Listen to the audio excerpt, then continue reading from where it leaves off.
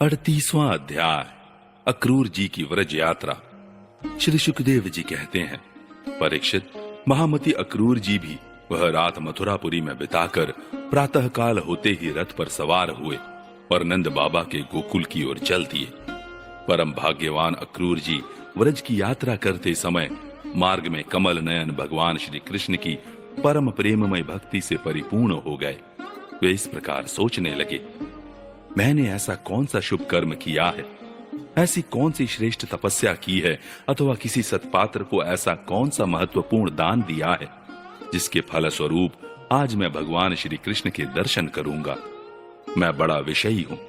ऐसी स्थिति में बड़े बड़े सात्विक पुरुष भी जिनके गुणों का ही गान करते रहते हैं, दर्शन नहीं कर पाते। उन भगवान के दर्शन मेरे लिए अत्यंत दुर्लभ हैं। ठीक वैसे ही जैसे शूद्र काल के बालक के लिए वेदों का कीर्तन, परंतु नहीं, मुझ अधम को भी भगवान श्री कृष्ण के दर्शन होंगे ही।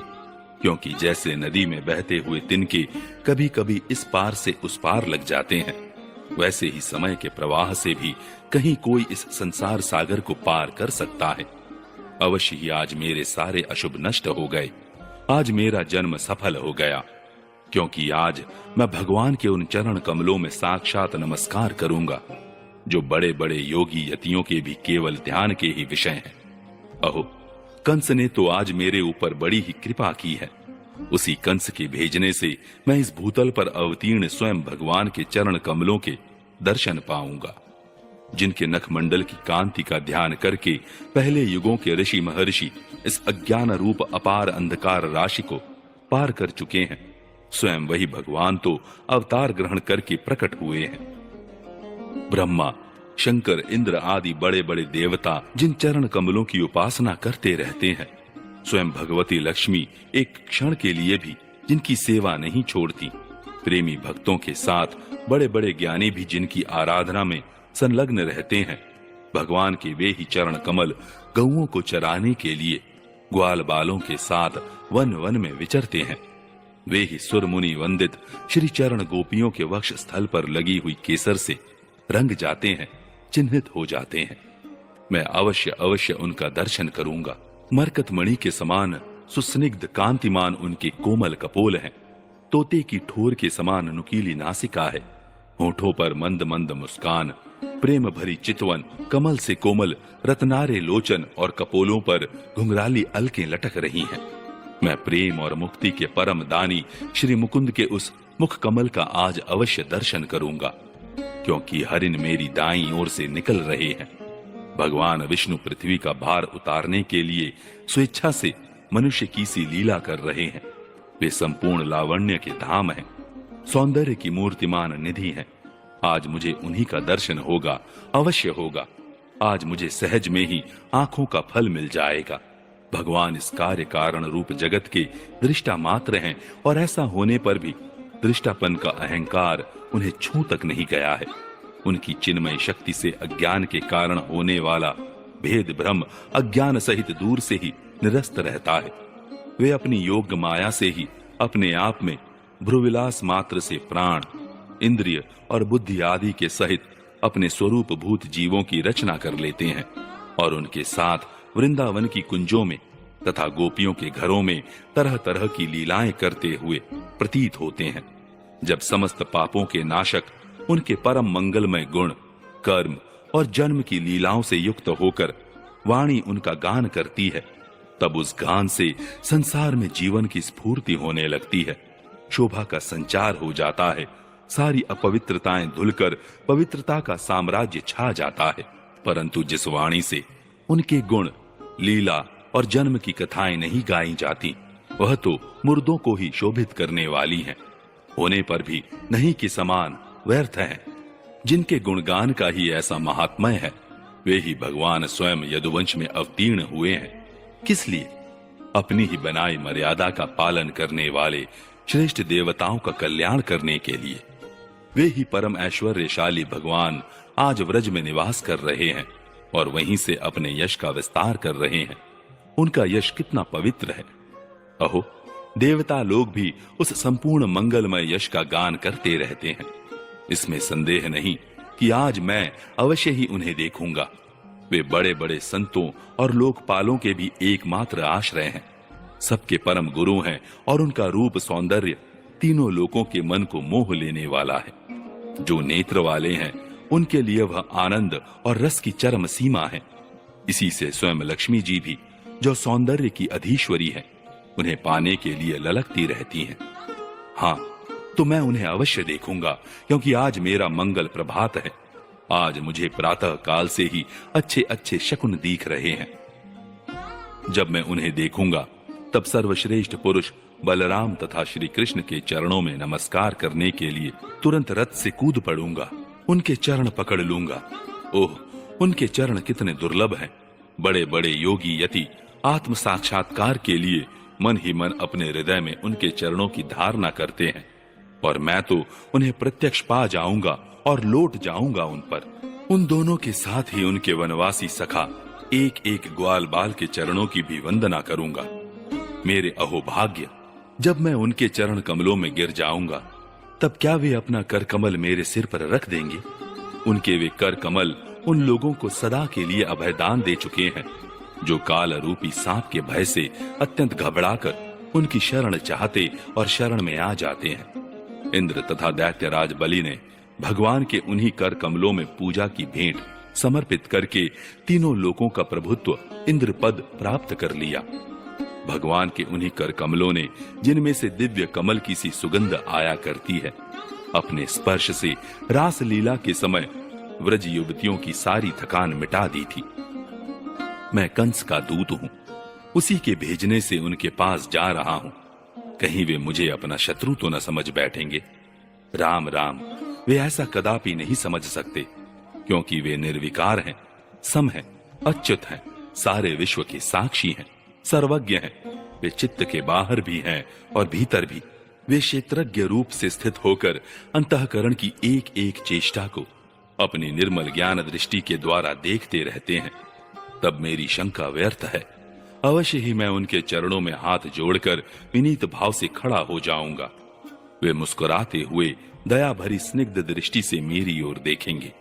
उस समय मेरे जन्म जन्म के समस्त अशुभ संस्कार उसी क्षण नष्ट हो जाएंगे और मैं निशंक होकर सदा के लिए परमानंद में मग्न हो जाऊंगा। मैं उनके कुटुंब का हूं और उनका अत्यंत हित चाहता हूं। उनके सिवा और कोई मेरा आराध्य देव भी नहीं है।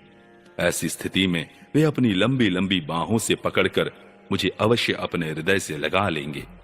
आहा, उस समय मेरी तो देह पवित्र होगी ही, वह दूसरों को पवित्र करने वाली भी बन जाएगी, और उसी समय उनका आलिंगन प्राप्त होते ही मेरे कर्ममय बंधन, जिनके कारण मैं अनादि काल से भटक रहा हूं, टूट जाएंगे।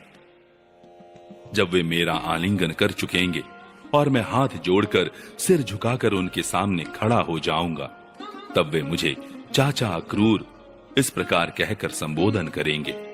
क्यों ना हो, इसी पवित्र और मधुर यश का विस्तार करने के लिए ही तो वे लीला कर रहे हैं। तब मेरा जीवन सफल हो जाएगा। भगवान श्री कृष्ण ने जिसको अपनाया नहीं, जिसे आदर नहीं दिया, उसके उस जन्म को, जीवन को धिक्कार है। न तो उन्हें कोई प्रिय है और न तो अप्रिय, न तो उनका कोई आत्मीय सुहृद है और न तो शत्रु। उनकी उपेक्षा का पात्र भी कोई नहीं है। फिर भी जैसे कल्प वृक्ष अपने निकट आकर याचना करने वालों को उनकी मुंह मांगी वस्तु देता है, वैसे ही भगवान श्री कृष्ण भी जो उन्हें जिस प्रकार भजता है, उसे उसी रूप में भजते हैं।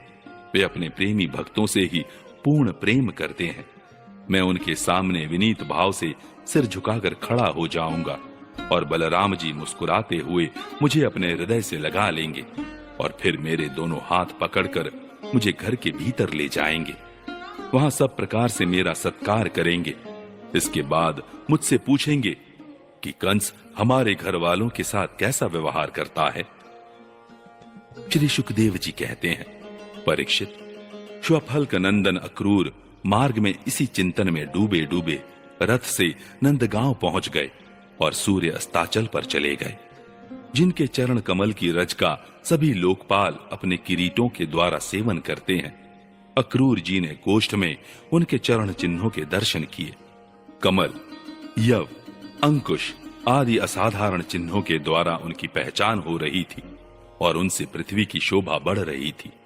उन चरण चिन्हों के दर्शन करते ही अक्रूर जी के हृदय में इतना आह्लाद हुआ कि वे अपने को संभाल न सके, विह्वल हो गए। प्रेम के आवेग से उनका रोम रोम खिल उठा, नेत्रों में आंसू भर आए और टप टप टपकने लगे। वे रथ से कूदकर उस धुली में लौटने लगे और कहने लगे, अहो, यह हमारे प्रभु के चरणों की रज है। परीक्षित, कंस के संदेश से लेकर यहां तक अक्रूर जी के चित्त की जैसी अवस्था रही है, यही जीवों के देह धारण करने का परम लाभ है। इसलिए जीव मात्र का यही परम कर्तव्य है कि दंभ, भय और शोक त्याग कर भगवान की मूर्ति, चिन्ह, लीला, स्थान तथा गुणों के दर्शन, श्रवण आदि के द्वारा ऐसा ही भाव संपादन करे। व्रज में पहुंचकर अक्रूर जी ने श्री कृष्ण और बलराम दोनों भाइयों को गाय दुहने के स्थान में विराजमान देखा। श्याम सुंदर श्री कृष्ण पीतांबर धारण किए हुए थे और गौर सुंदर बलराम नीलांबर। उनके नेत्र शरतकालीन कमल के समान खिले हुए थे। उन्होंने अभी किशोर अवस्था में प्रवेश ही किया था। वे दोनों गौर श्याम निखिल सौंदर्य की खान थे। घुटनों का स्पर्श करने वाली लंबी लंबी भुजाएं, सुंदर बदन, परम मनोहर और गज शावक के समान ललित चाल थी। उनके चरणों में ध्वजा, वज्र, अंकुश और कमल के चिन्ह थे। जब वे चलते थे, उनसे चिन्हित होकर पृथ्वी शोभायमान हो जाती थी। उनकी मंद मंद मुस्कान और चितवन ऐसी थी मानो दया बरस रही हो। वे उदारता की तो मानो मूर्ति ही थे। उनकी एक एक लीला उदारता और सुंदर कला से भरी थी। गले में वनमाला और मणियों के हार जगमगा रहे थे। उन्होंने अभी अभी स्नान करके निर्मल वस्त्र पहने थे और शरीर में पवित्र अंगराग तथा चंदन का लेप किया था। परीक्षित, अक्रूर ने देखा कि जगत के आदि कारण, जगत के परमपति पुरुषोत्तम ही संसार की रक्षा के लिए अपने संपूर्ण अंशों से बलराम जी और श्री कृष्ण के रूप में अवतीर्ण होकर अपनी अंग कांति से दिशाओं का अंधकार दूर कर रहे हैं। वे ऐसे भले मालूम होते थे जैसे सोने से मढ़े हुए मरकतमणि और चांदी के पर्वत जगमगा रहे हों। उन्हें देखते ही अक्रूर जी प्रेमावेग से अधीर होकर रथ से कूद पड़े और भगवान श्री कृष्ण तथा बलराम के चरणों के पास साष्टांग लौट गए। परीक्षित, भगवान के दर्शन से उन्हें इतना आह्लाद हुआ कि उनके नेत्र आंसू से सर्वथा भर गए।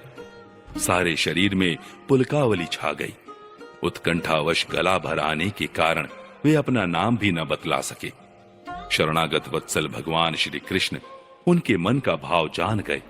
उन्होंने बड़ी प्रसन्नता से चंक्राकित हाथों के द्वारा उन्हें खींचकर उठाया और हृदय से लगा लिया। इसके बाद जब वे परम मनस्वी श्री बलराम जी के सामने विनीत भाव से खड़े हो गए, तब उन्होंने उनको गले लगा लिया और उनका एक हाथ श्री कृष्ण ने पकड़ा तथा दूसरा बलराम जी ने। दोनों भाई उन्हें घर ले गए। घर ले जाकर भगवान ने उनका बड़ा स्वागत सत्कार किया। कुशल मंगल पूछकर श्रेष्ठ आसन पर बैठाया और विधि पूर्वक उनके पांव पखारकर मधुपर्क आदि पूजा की सामग्री भेंट की। इसके बाद भगवान ने अतिथि अक्रूर जी को एक गाय दी और पैर दबाकर उनकी थकावट दूर की तथा बड़े आदर एवं श्रद्धा से उन्हें पवित्र और अनेक गुणों से युक्त अन्न का भोजन कराया। जब वे भोजन कर चुके, तब धर्म के परम मर्मज्ञ भगवान बलराम जी ने बड़े प्रेम से मुखवास और सुगंधित माला आदि देकर उन्हें अत्यंत आनंदित किया। इस प्रकार सत्कार हो चुकने पर नंद राय जी ने उनके पास आकर पूछा, अक्रूर जी, आप लोग निर्दयी कंस के जीते जी किस प्रकार अपने दिन काटते हैं? अरे, उसके रहते आप लोगों की वही दशा है जो कसाई द्वारा पाली हुई भेड़ों की होती है। जिस इंद्रियाराम पापी ने अपनी बिलखती हुई बहन के नन्हे नन्हे बच्चों को मार डाला, आप लोग उसकी प्रजा हैं। फिर आप सुखी हैं, यह अनुमान तो हम कर ही कैसे सकते हैं। अक्रूर जी ने नंद बाबा से पहले ही कुशल मंगल पूछ लिया था। जब इस प्रकार नंद बाबा ने मधुर वाणी से अक्रूर जी से कुशल मंगल पूछा और उनका सम्मान किया, तब अक्रूर जी के शरीर में रास्ता चलने की जो कुछ थकावट थी, वह सब दूर हो गई।